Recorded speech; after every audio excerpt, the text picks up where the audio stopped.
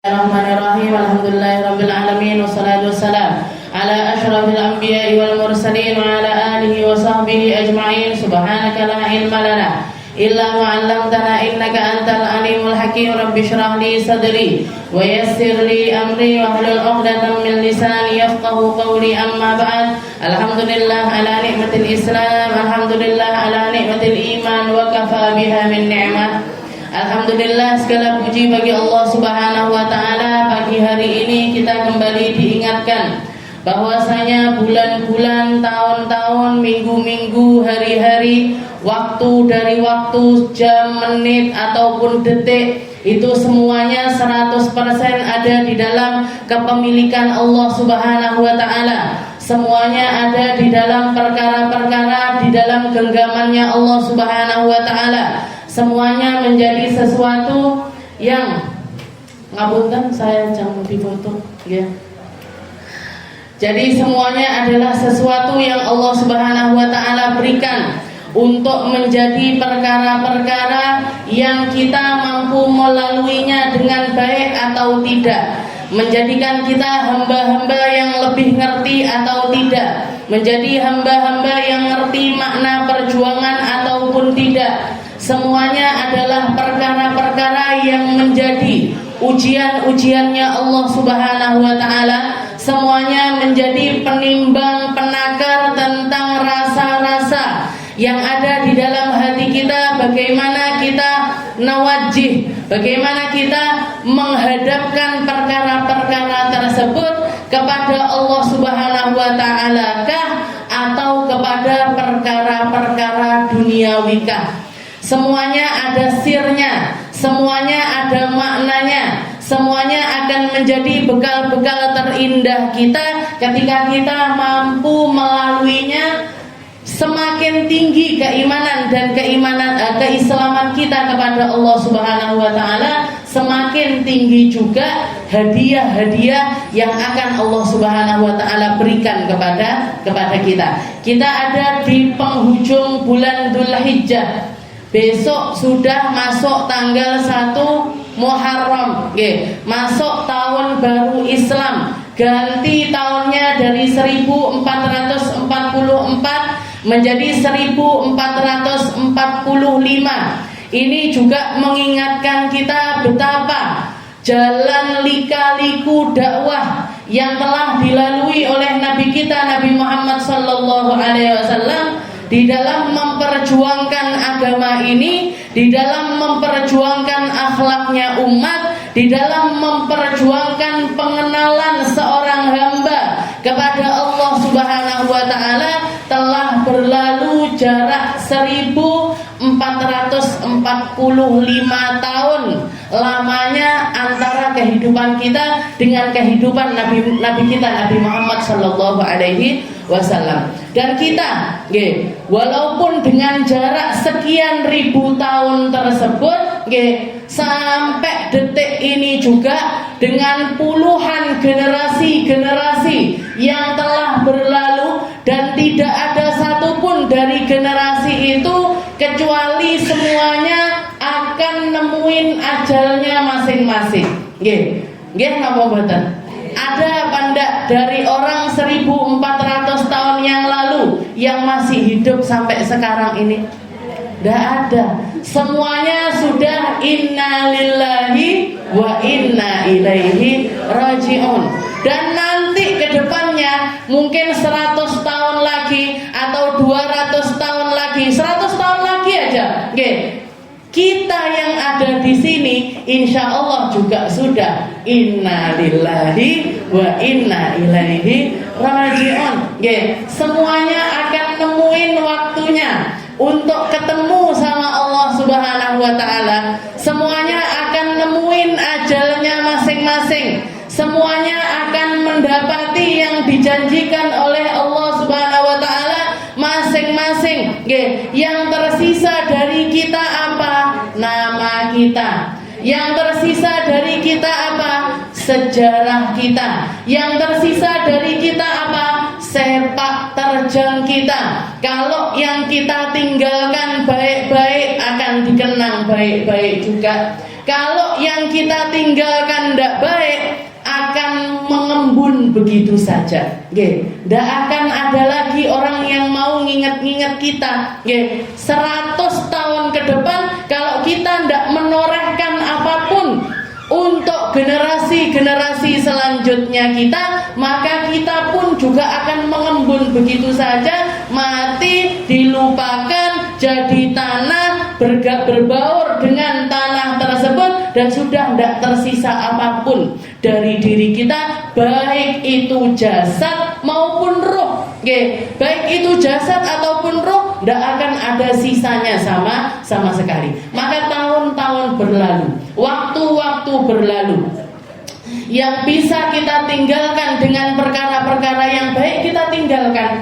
Kalau kita bisa tinggalkan kenangan baik, kita tinggalkan kenangan baik. Kalau yang bisa kita tinggalkan perkataan baik, kita tinggalkan perkataan baik. Kalau yang bisa kita tinggalkan bangunan-bangunan baik, kita tinggalkan bangunan-bangunan yang baik. Kalau yang bisa kita tinggalkan anak-anak yang baik-baik, jenengan didik sebaik mungkin agar mereka menjadi generasi-generasi terbaik. Itu yang bisa kita tinggalkan. Karena ternyata pada akhirnya yang akan dikenang oleh seseorang hanya namanya dan sepak terjangnya.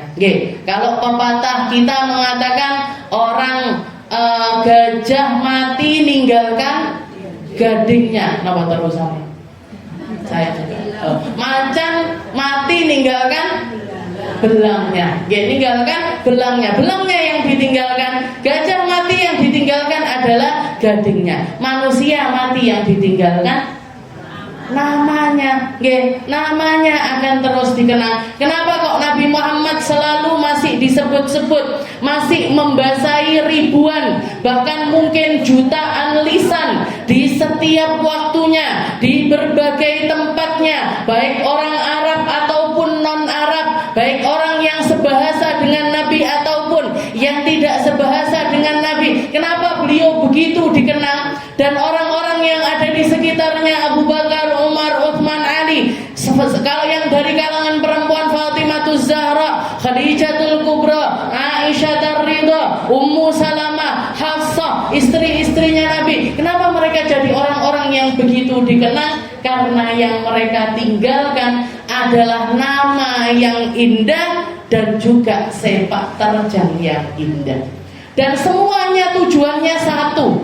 Tujuannya menunjukkan penghambaan 100% kepada Allah Subhanahu wa ta'ala. Hartanya dikorbankan, pikirannya dipakai mikir umat, umurnya dihabiskan untuk menghamba kepada Allah Subhanahu wa ta'ala. Dan kalau kita lihat orang, kalau Allah ta'ala pengen mengharumkan namanya, pengen orang ini dikenal, pengen banyak orang tahu tentang sosok dirinya, meskipun dia menyembunyikan dirinya sedepit mungkin di dalam rumahnya, tetap diharumkan oleh Allah Subhanahu wa ta'ala. Sayyidah Fatimahuz Zahra itu di dalam sejarah hampir tidak pernah keluar rumah.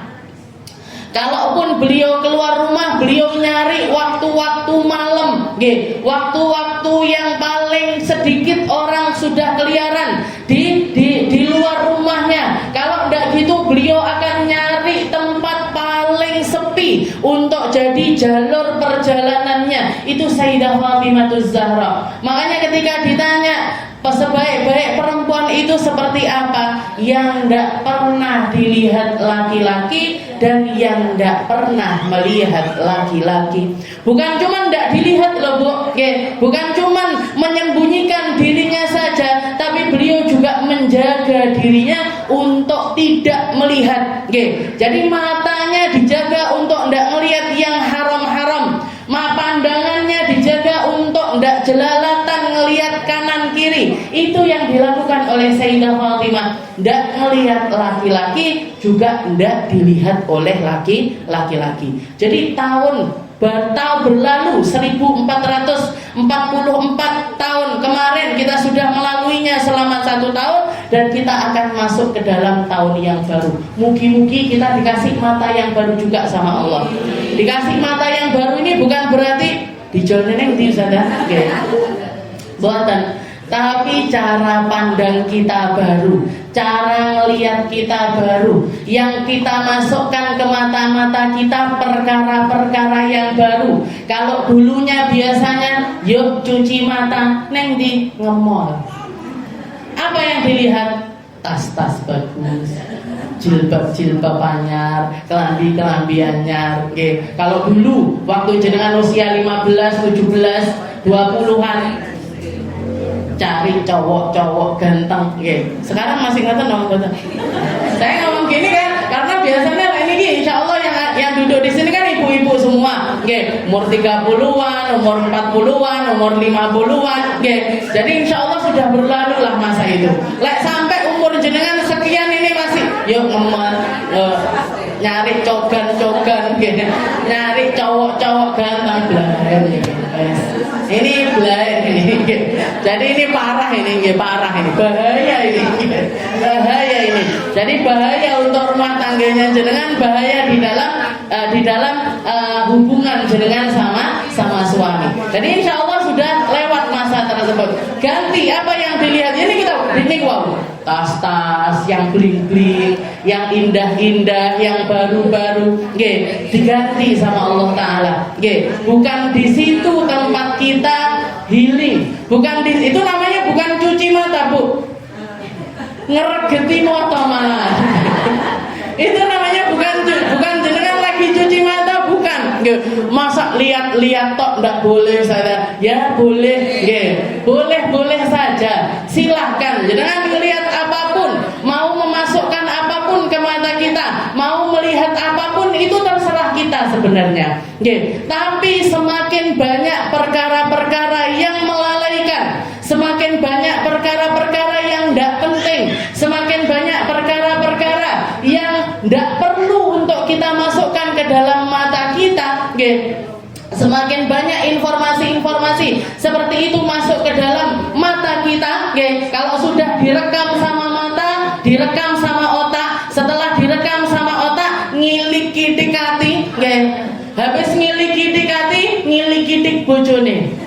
Ya, ada tas baru, ya, ada baju baru, ya, ada sepatu baru, ada sandal baru. Wes niku, akhirnya apa yang terjadi? Ya sudah, itu yang akan memenuhi hati kita, itu yang akan memenuhi mata kita. Sehingga apa yang terjadi? Sulit bagi hati kita, hati ini akan semakin sulit untuk kita tundukkan, untuk kita kendalikan, untuk bisa ngambil perkara-perkara yang manfaat untuk masuk ke dalam hati kita. Jenengan akan lebih sulit untuk berzikir, jenengan akan lebih sulit untuk kenal sama orang-orang soleh, jenengan akan lebih sulit untuk kumpul sama orang-orang baik, jenengan akan lebih sulit mengendalikan waktu ataupun pikiran ketika yang kita masukkan lewat mata ini perkara-perkara yang semacam itu.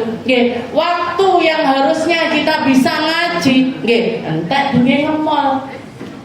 Habis waktunya untuk nge-mall, atau yang ngetren sekarang bukan cuma nge-mall, wisata kuliner.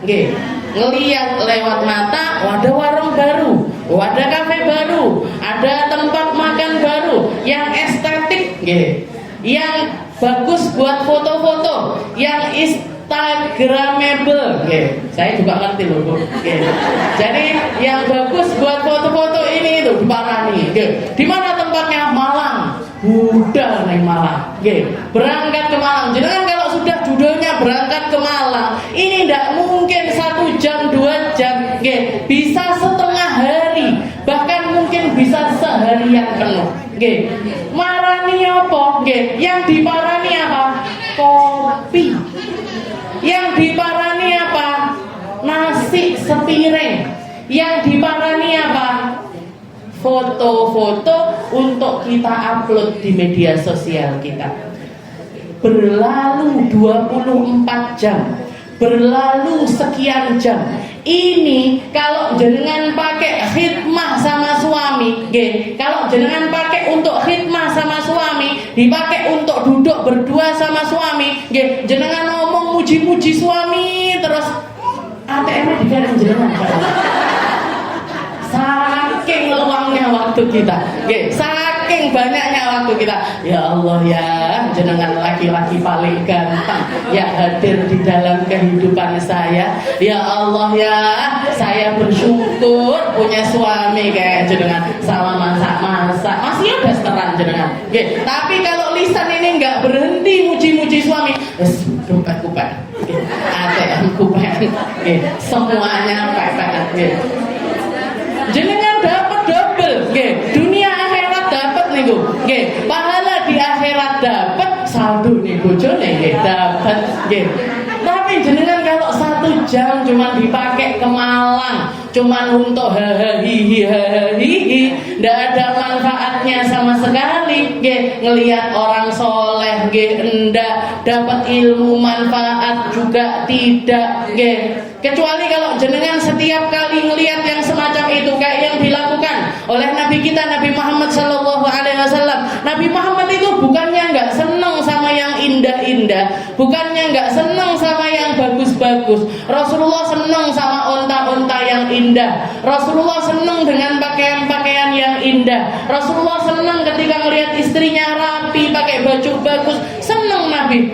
Jadi sama kayak orang-orang zaman kita, laki-laki misalkan hobinya kendaraan-kendaraan, nopo aksesoris mobil, motor dan lain sebagainya. Sama Nabi Muhammad juga suka. Cuman kendaraannya zaman dulu niku yo onta sama kuda. Rasulullah seneng sama onta-onta yang mahal-mahal, kuda-kuda yang mahal. Seneng Nabi. Tapi tidak dituruti. Setiap kali beliau melihat yang indah-indah semacam itu, yang keluar dari lisannya beliau, Allahumma la aisha illa aishal akhirah. Ya Allah, kendaraan indah ini tidak saya investasikan untuk akhirat saya, tidak ada kebaikannya sama sekali. Allahumma la aisha illa aishal akhirah. Ya Allah, kehidupan yang sebenarnya di akhirat, kenyamanan yang sebenarnya di akhirat, keindahan yang sebenarnya di akhirat, keenaan yang sebenarnya di akhirat, semua hal-hal yang indah di dunia ini hanya semuanya modelnya sama, punya ajalnya, punya akhirnya, lama-lama juga akan jelek, lama-lama juga akan tua, lama-lama juga akan reot. Tapi yang nyata, yang benar, yang selama-lamanya semua ada di akhirat nanti. Ya Allah, saya senang sama kendaraan bagus, tapi kalau kendaraan ini tidak bawa saya ke akhirat yang indah, percuma. Ya Allah, saya suka rumah yang indah, rumah yang bagus, kasur yang empuk, jendela yang lebar, gorden yang bagus, karpet yang indah. Saya suka ya Allah. Tapi kalau semua hal ini tidak bawa keindahan untuk akhirat saya, percuma. Ya Allah, saya punya, saya senang sama istri yang cantik, sama pasangan yang enak, pasangan yang nyaman, pasangan yang saling mencintai. Tapi kalau pasangan ini tidak akan bareng-bareng bersanding di surga, percuma. Percuma. Rasulullah ketika ditanya apa perkara duniawi yang paling beliau sukai, 3 hal katanya Nabi. 3 perkara dari perkara dunia yang paling disukai sama Rasulullah SAW. Yang pertama adalah at-tib wan nisa wa ju'ilat qurrata aini fis shalah. Katanya Nabi, yang pertama yang beliau bikin masih bikin beliau betah untuk hidup di dunia ini, yang pertama adalah karena adanya wangi-wangian. Rasulullah itu suka parfum. Rasulullah itu suka sama yang wangi-wangi. Walaupun beliau diciptakan oleh Allah Ta'ala mulai dari sejak lahir, tanpa pakai apapun juga beliau sudah wangi dari asalnya, tapi beliau tetap senang sama parfum. Suka pakai wangi-wangian, suka nyontohkan di depan para sahabatnya untuk pakai sesuatu yang wangi, suka pakai parfum Rasul. Bahkan salah satu hal yang tidak pernah ditolak sama Nabi adalah aktif parfum. Kalau ada orang menghadiahi beliau parfum itu selalu dipakai sendiri. Kalau beliau ditawarin untuk dioleskan parfum, selalu diterima sama Nabi. Aktif katanya Nabi. Yang kedua apa? An-nisa, para perempuan. Yang bikin Rasulullah masih betah di dunia ini karena lucunya perempuan, karena uniknya perempuan, karena seni yang ada di dalam diri para perempuan. Perempuan ini unik, Bu. Nggih napa mboten? Lek ditekoki bojone, mau makan apa? Sembarang.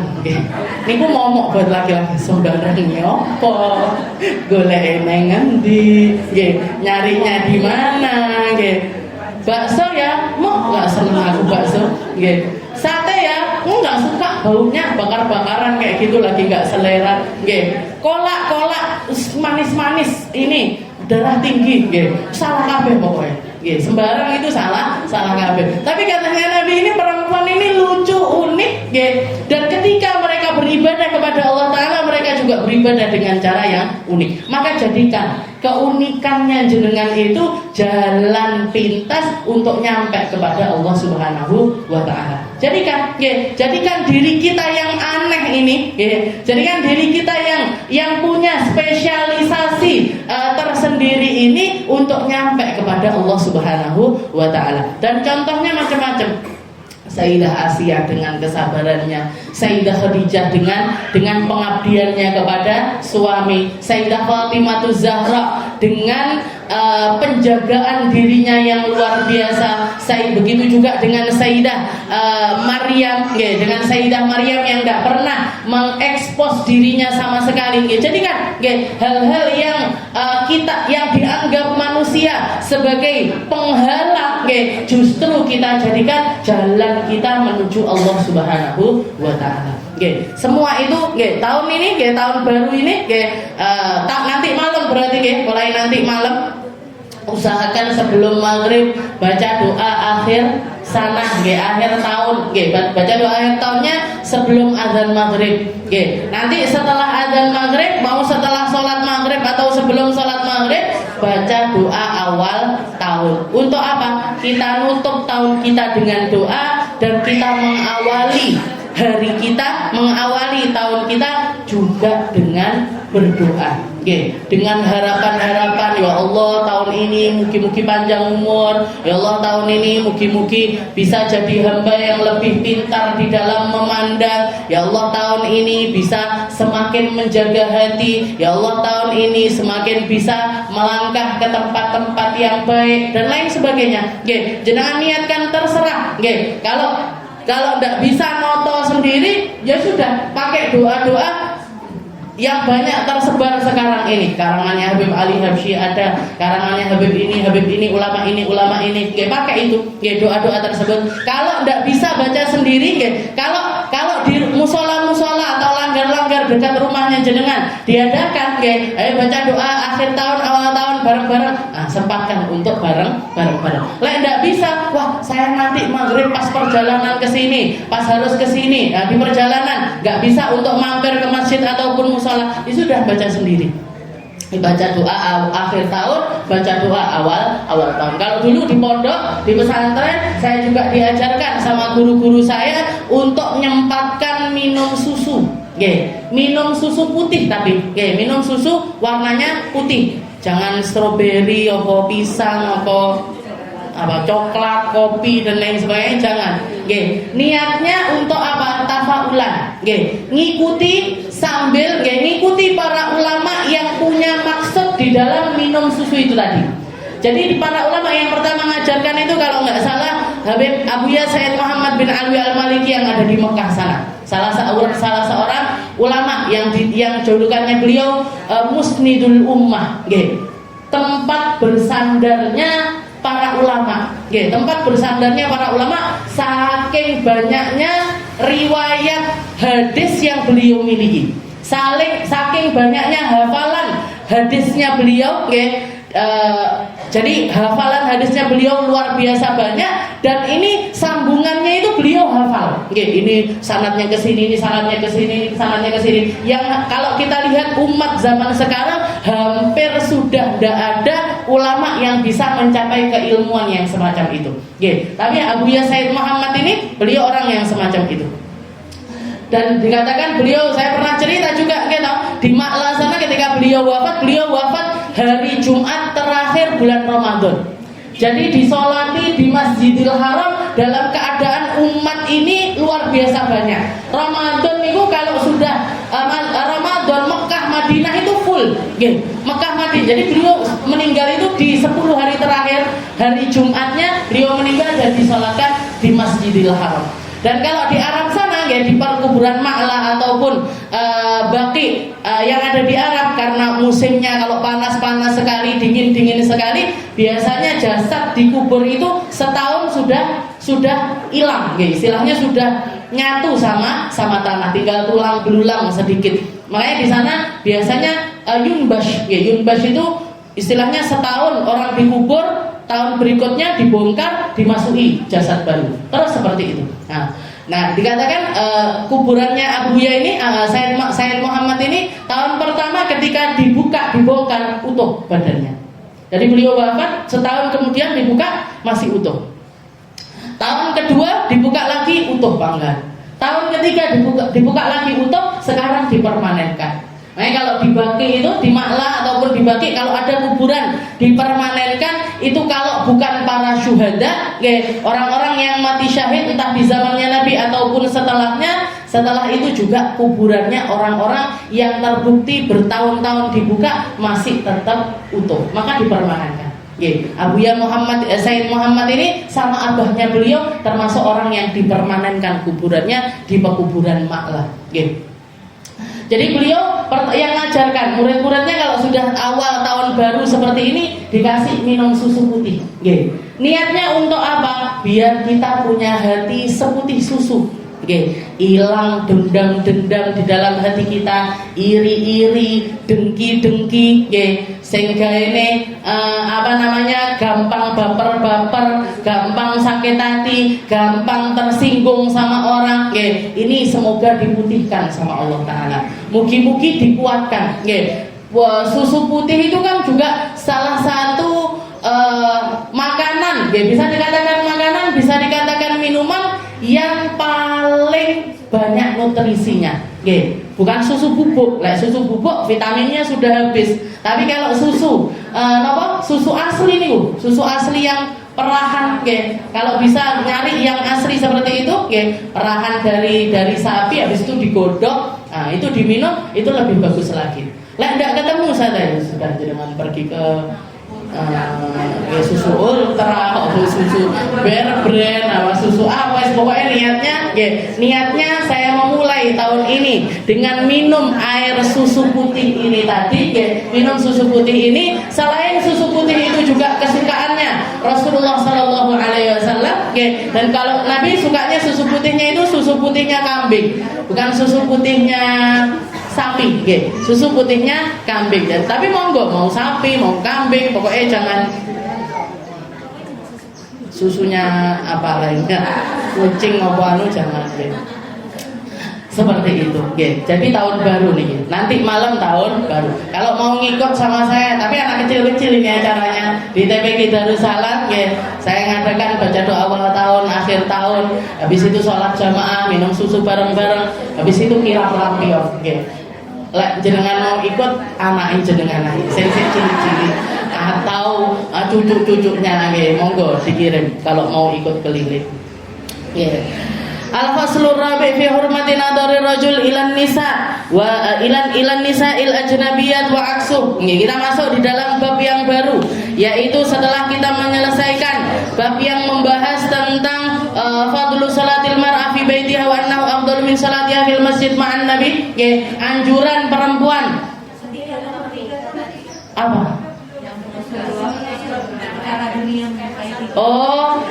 Pertama yang disukai Nabi adalah aktif, parfum. Yang kedua perempuan yang dimaksud perempuan sini istri-istrinya, putri-putrinya, dan yang ketiga wa ju'ilat qurrata aini fis shalah. Nabi Muhammad itu yang bikin masih betah di dunia itu karena setiap kali beliau melaksanakan sholat, setiap kali beliau melaksanakan sholat, Allah Ta'ala akan menghadirkan momen rasa ketika beliau dimi'rajkan oleh Allah Subhanahu Wa Ta'ala di Sidratul Muntaha. Pertemuannya Nabi dengan Allah Subhanahu Wa Ta'ala itu dihadirkan kembali di dalam setiap sholatnya Nabi. Makanya setiap kali beliau sumpek-sumpek, capek-capek, capek-capeknya Nabi, sumpek-sumpeknya Nabi. Jenengan kan lek capek nyeluk tukang pijet, jenengan lek capek leha-leha nonton TV sinetron. Kalau Nabi Muhammad kalau capek-capek, arihni biha ya Bilal. Hibur saya wahai Bilal. Hiburannya Nabi apa? Iqamah sholat. Hiburannya Nabi ada di dalam sholatnya beliau. Kenapa? Karena rasa kelezatan yang beliau rasakan ketika Isra Mi'raj itu dihadirkan oleh Allah Ta'ala rasanya di dalam setiap sholatnya Rasulullah Sallallahu Alaihi Wasallam. 3 hal ini yang bikin beliau itu betah di dunia. Lek 3 hal ini sudah tidak ada, sudah betah Nabi. Tidak akan betah lagi ada di dunia. Itu. Nah, jadi kita masuk setelah bahas tentang keafdoliannya perempuan sholat di rumah dengan penjabaran yang luas seperti yang kemarin-kemarin kita bahas. Tidak bisa dilek begitu saja, tidak bisa saklek seperti itu. Kita harus memikirkan tentang izinnya suami, kita mikirkan tentang keamanan kita mikirkan tentang kekhusyuan kita mikirkan tentang bagaimana masjid yang seperti apa atau musola yang seperti apa yang harusnya kita boleh berdiam diri di tempat tersebut. Jadi banyak hal yang menjadi penunjang hadis-hadisnya Nabi tersebut. Kalau misalkan memang tidak memenuhi syarat, maka silahkan sholat di rumah dan itu lebih afdal dibandingkan sholatnya jenengan di masjid. Tapi kalau kita lihat perempuan sekarang yang ditanyakan tentang masalah sholat di masjid, tapi tidak pernah nanya tentang gimana hukumnya jemput anak sekolah, gimana hukumnya nge-mall, gimana hukumnya ngafe, gimana hukumnya nongkrong, gimana hukumnya tamasya ke tempat-tempat hiburan. Tidak pernah nanya. Gampang aja. Kalau dolan-dolan ya oke saja. Tapi kalau ke masjid gak boleh katanya Nabi. Perempuan lebih baik sholatnya di rumah. Jenengan sudah melalang buana sampai kemana-mana, sudah melalang buana sampai kemana-mana, ndak tahu tekok hukumnya apa, dalile apa, lah kok tentang sholat malah nanya. Ini kan aneh. Ini kan lebih aneh. Di lampu kalau ada kafe baru di lampu, ayo ke sana, dolan rono. Giliran ke masjid, di rumah lebih bagus. Di rumah lebih bagus. Jadi ini yang salah apanya ini? Yang salah kitanya apa dalilnya? Yang salah kitanya. Yang salah kitanya. Jadi istilahnya jangan jadikan sholat di masjid karena ada hadisnya ini tadi, karena ada jadi seperti yang saya katakan di awal, Nabi Muhammad mengatakan yang semacam ini karena beliau menganggap semua perempuan di umatnya itu selayaknya putrinya, selayaknya istrinya, selayaknya saudari-saudarinya. Tidak ada, Rasulullah tidak punya saudari. Selayaknya bibi Nabi. Jadi kalau keluar yang ada di keluarganya Nabi, Rasulullah memang menjaga mereka dengan sedemikian rupa, karena saking takutnya kenapa di jalan, kenapa di masjid, apalagi zaman dulu penerangan belum seperti sekarang, belum seaman sekarang, belum penjagaan belum segampang sekarang. Jadi kita lihatlah, kita sesuaikan dengan kondisi lingkungan kita. Kalau misalkan kita riwa-riwi ke sekolah untuk jemput anak, jam 6 waktunya ngantarkan yang SMP, jam 7 waktunya ngantarkan yang SD, jam 8 ngantarkan yang TK, keliling dari sekolah ini, dan kelilingnya mak-mak biasanya tidak mek keliling tak, anak tukang tahu, anak tukang sayur, tuku sayuran, kan seperti itu. Tidak sungkan kita, tidak nanya dalilnya apa ini, dalilnya apa ngeterne anak-anak. Kakak saya itu ketika manten baru sama suaminya diwanti-wanti, nggak usah belajar motor, nggak usah belajar mobil, Kamu apa ndak pengen kayak Umi jadi ratu, kemana-mana diantarkan sama Abi, kemana-mana diantarkan kesini diantarkan. Setelah anaknya 5 dipaksa bisa belajar motor. Gitu. Setelah anaknya 5 ini sekarang disuruh belajar motor. Gitu. Kenapa? Kamu nanti TK sekolah terno, nanti anakmu yang SD terno. Jadi kan Bisma kalau kakak saya iki dulu awal-awal kayak yuk jadi ratu kamu jadi ini. Setelah anaknya 5 ngerasa ngantor jemput anak sendiri, istrinya disuruh belajar naik motor. Bapak-bapak zaman sekarang gitu. Al-faslur rabi. Sekarang kita masuk ke bab yang baru, nggih. Fi hurmati nadhari rajul ilan nisa'il ajnabiyat wa aksu, nggih. Tentang keharaman memandang, nggih. Jadi babnya di sini adalah bab mata. Bab keharaman untuk memandang, fokusnya di dalam pandangan laki-laki ke perempuan ataupun perempuan ke laki-laki, walaupun maknanya bisa kita maknai jauh lebih luas daripada itu. Jadi keharaman utamanya adalah untuk jaga privasinya perempuan dan privasinya laki-laki. Laki-laki tidak boleh jelalatan sama perempuan. Begitu juga perempuan tidak boleh jelalatan sama laki-laki. Dan kalau dulu orang mau ngelihat lawan jenis itu harus keluar rumah, gitu, harus ketemu, dan ketemu pun mungkin tidak banyak. Lah sekarang kalau kita mau ngelihat hal-hal atau laki-laki yang bukan mahram sama kita, semuanya ada di genggaman kita. Pengen ngelihat wong ganteng-ganteng ala Inggris, ketik, ganteng-ganteng Inggris, keluar itu gambarnya orang ganteng-ganteng Inggris. Ganteng-ganteng Korea, langsung keluar semuanya artis-artis Korea. Ganteng-ganteng Indonesia, keluar dia ala-ala Indonesia. Bermono di tadaburi, ya Allah matanya indah sekali, ya Allah hidungnya indah sekali. Jadi kalau sekarang, kalau dulu istilahnya orang mau jaga pandangan zaman dulu, seperti ketika Rasulullah SAW kedatangan tamu, yaitu Sayyidina Abdullah bin Ummi Maktum. Abdullah bin Ummi Maktum ini sepupunya Nabi, dan beliau orang yang tidak bisa melihat, buta matanya. Ketika Abdullah bin Ummi Maktum ini pamit untuk masuk ke ruangannya Nabi, di situ ada Sayyidah Aisyah dan Sayyidah Hafsah. Ada dua istrinya Nabi.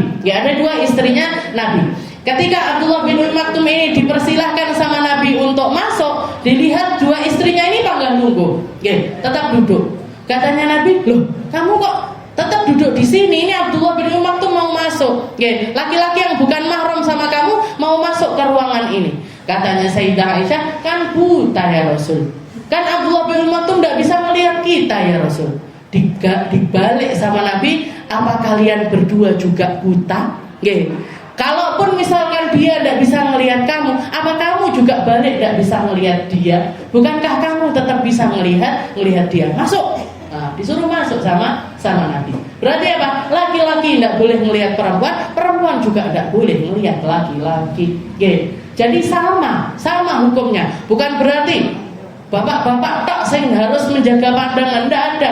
Ayatnya loh double. Ayatnya 2, qul lil mu'minina yaghuddu min absarihim wa yahfadhu furujahum. Setelah itu wa qul lil mu'minati yaghuddna min absarihinna wa yahfadna furujahunna. Katakan sama laki-laki yang punya iman untuk jaga pandangannya. Katakan kepada para perempuan yang mukminah juga untuk jaga pandangan mereka. Selain jaga pandangan, juga disuruh jaga kemaluan. Kenapa? Karena orang kalau bisa jaga pandangan, insya Allah bisa jaga kemaluan. Karena tidak mungkin orang maaf melakukan perzinahan kalau tidak dimulai dari melihat. Tidak ada orang ujuk-ujuk ketemu yuk zina, tidak ada. Ayo kita nyewa hotel, kecuali kalau sama memang para penjajah seksual semacam itu. Tapi mayoritas terjadinya perselingkuhan, terjadinya hal-hal hubungan yang terlarang semacam itu dimulainya selalu dari mata turun ke hati. Tidak ada langsung hati duluan, itu tidak ada. Apalagi langsung berzina, tidak ada. Selalu dimulai dari mata. Dan perkara mata, perkara yang namanya mata, sekali lagi, kalau zaman dulu itu sulit sekali untuk dilihat. Tapi kalau zaman sekarang, kita bisa tahu tentang seseorang, bahkan tidak perlu kenal sama orangnya pun. Dan banyak dari kita melakukan hal yang semacam itu. Jenengan punya yang namanya Instagram. Kalau usia-usia seperti jenengan, mungkin yang dipakai Facebook. Yang dipakai adalah Facebook. Kalau orang pengen tahu tentang kehidupan jenengan, tinggal ngeklik di Facebook atau Instagram. Saya misalkan, jenengan pengen tahu tentang saya, tulis Aminah Assegaf. Instagramnya apa? Tapi saya nggak punya Instagram. Saya punya Facebook, tapi namanya toko. Jadi karena informasi tentang saya tidak saya masukkan sama sekali ke dalam media sosial. Kenapa? Untuk menjaga.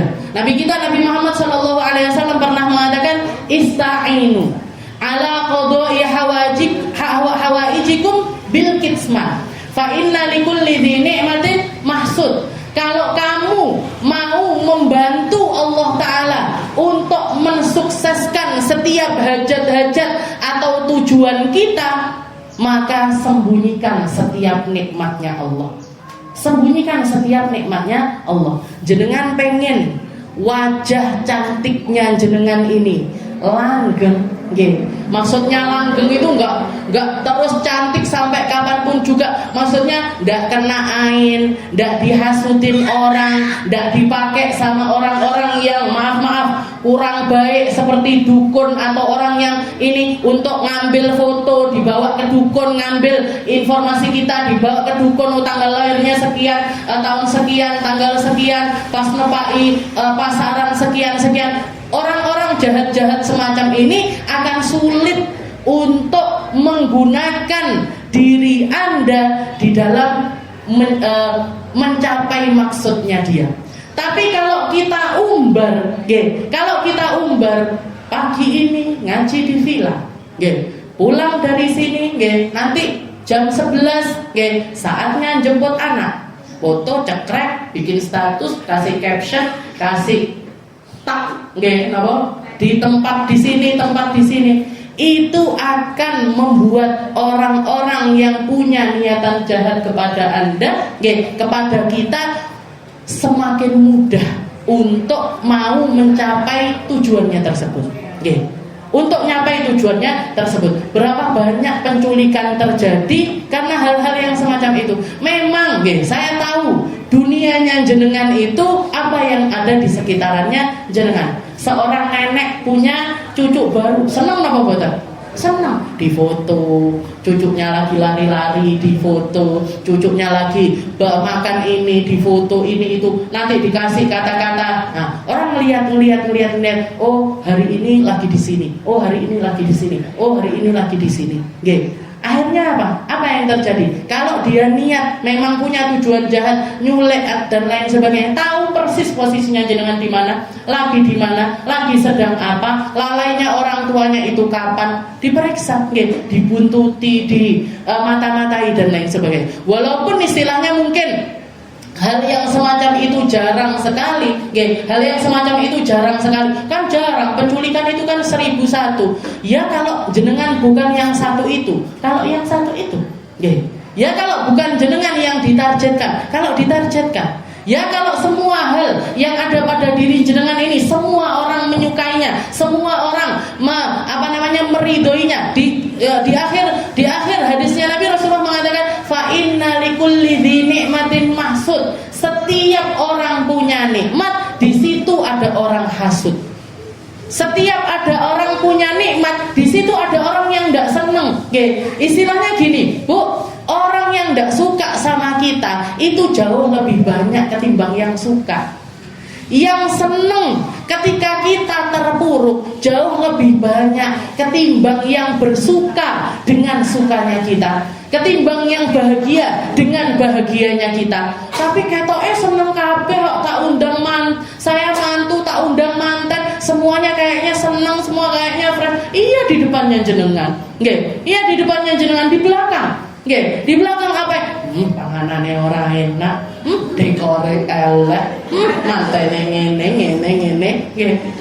Itu selalu ada, itu selalu ada.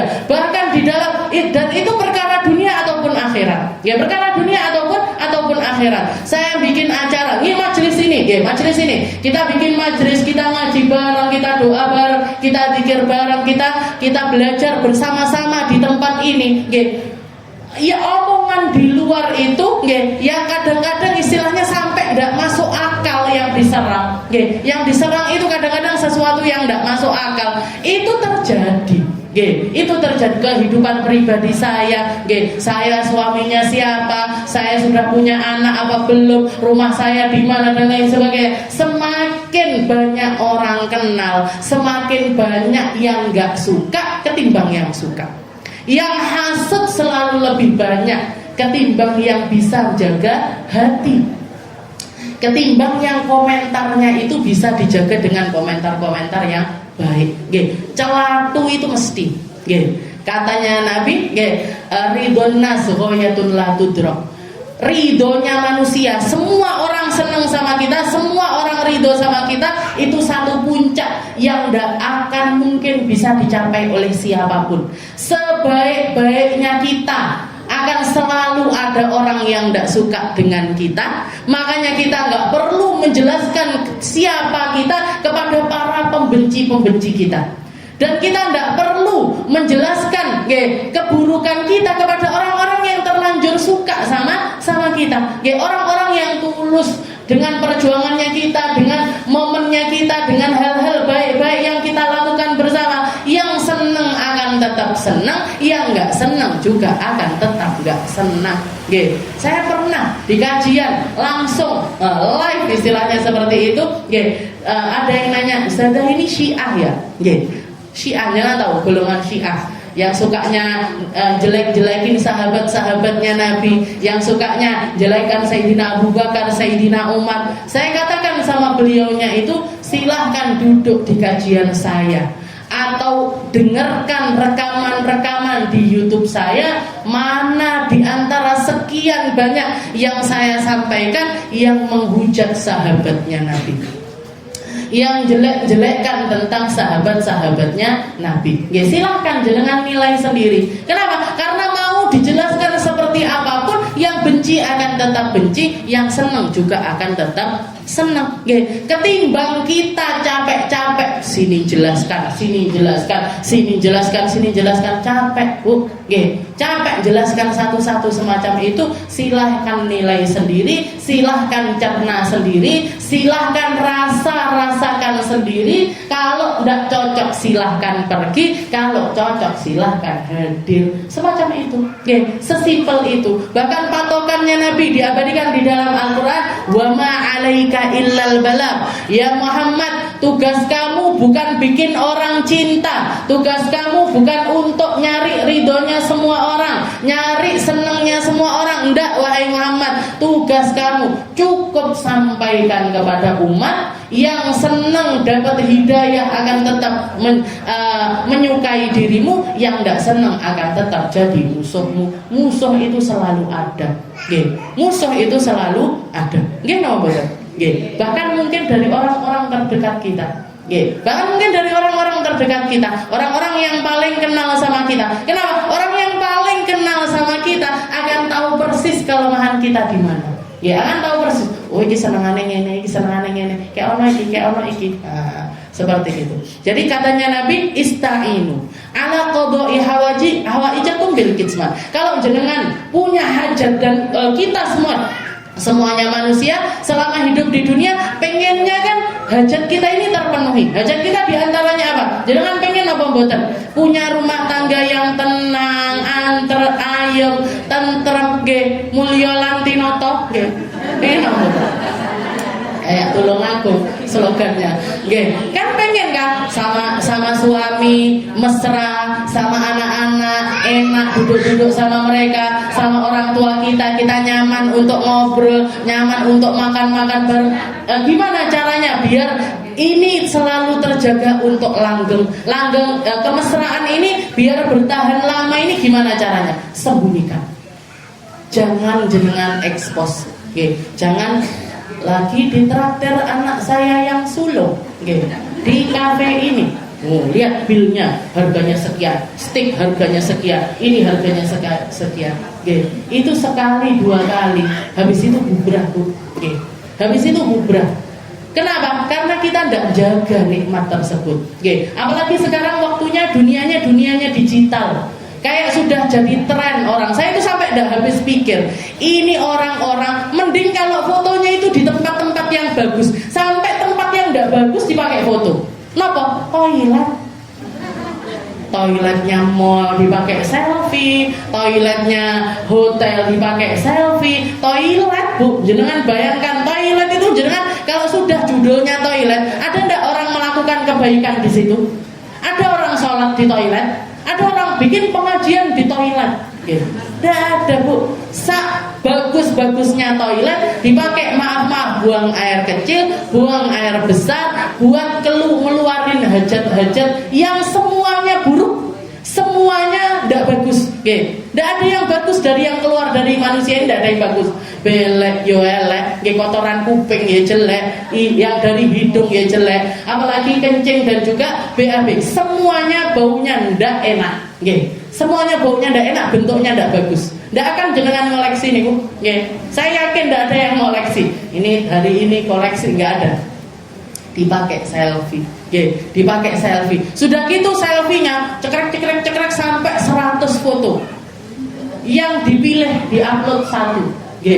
Itu pun setelah diedit, motone dingenek nih, bibirnya dimerahkan, hidungnya dimancungkan. Ya Allah Bu, istilahnya jenengan ini apa longgar selonggar itu. Saya sampai kudu ngasih tugas sampai kalau melihat orang istilahnya seleha-leha itu, ya Allah, saya itu sampai kurang waktu istilahnya. Sampai kurang istilahnya dari waktu ke waktu itu butuh bantuan ini, butuh bantuan itu, butuh bantuan untuk mikir, butuh bantuan capeknya ini seorang selfie di jeding di kamar istilahnya. Jadi istilahnya ya Allah, ya apa tidak boleh? Saya boleh. Saya tidak akan mengharamkan sesuatu yang tidak ada dasar keharamannya. Saya tidak akan mengharamkan sesuatu yang tidak ada dasarnya. Karena kalau secara fikih yang saya pelajari, yang namanya foto itu hukumnya sama dengan bercermin. Sama hukumnya dengan bercermin. Jangan ngocok, niku kan tidak apa-apa, tidak masalah. Cuman zaman sekarang gambar gambar pantulan diri kita itu bisa dijadikan, bisa diabadikan istilahnya seperti itu, bisa dicekrek, kayak zaman dulu tidak bisa, sekarang bisa dijadikan gambar. Jadi hukumnya halal, hukumnya mubah, hukumnya boleh saja. Tapi akan menjadi sesuatu yang bawa kemudorotan kalau kita melakukan itu keluar dari batasnya. Semua yang keluar batas itu tidak bagus. Semua yang berlebihan itu selalu tidak bagus. Makanya katanya Nabi, ista'inu ala qada'i hawaijakum bil kitman. Jenengan kalau pengen nikmat-nikmat yang ada pada diri jenengan ini langgeng, lama, sembunyikan. Nggak usah pamer tas, nggak usah pamer sandal, nggak usah pamer rumah, nggak usah dipamerkan apapun yang kita anggap itu sebuah nikmat. Jangan jenengan pamerkan. Kenapa? Fa inna likulli nikmatin mahsud. Karena semua orang yang punya nikmat selalu ada mata-mata jahat.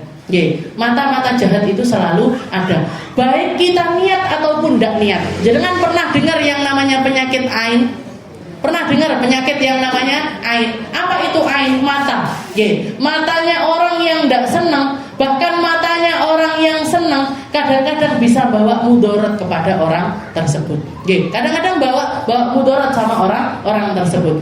Apalagi kalau anak-anak yang masih lemah nih Bu. Makanya Rasulullah mengajarkan banyak hal. Ketika kita melihat satu kenikmatan, sempatkan untuk ngucap, untuk nangkal, biar lisan kita, mata kita ini tidak bawa mudarat sama orang lain.